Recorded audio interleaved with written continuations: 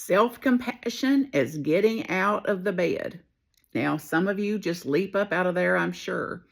I've got to be careful how I roll over, how I sit up, because I want to make sure nothing gets in a twist or a jerk or goes out of sorts. So the fact that I could celebrate. So think about it self-compassion wise if we played an anthem every time we got out of the bed. Being in the mental frame many of us are in, the emotional frame, the psychological frame, the spiritual frame, the physical frame, the financial frames, that the scaffolding of all of that we have to operate under. It's a wonder any of us can get out of the bed. So the fact that some of us still can is its own miracle. So think about celebrating that fact that I got out of bed today, that I got out of bed again today. You might say, tomorrow when you get out of bed, I did it. Look, I did it. The feet worked, the legs worked, and the feet and legs aren't there, then the arms and the body worked. That I'm on board here.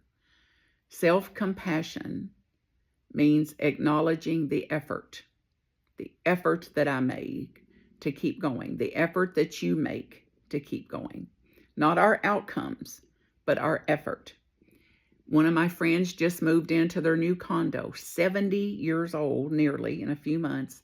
The first time they've had a place to live in a condo, a more simple place, less responsibility, no yard mowing, no landscaping, and said how much they loved making up their bed. When they get out of the bed, they actually make up their bed. They put some fancy pillows on it, how good it looks. Now, I make up the bed at times, and at times I don't, and both represent freedom for me. That I want to be free to make it up, and I want to be free not to. And I don't want to self-hate when I don't.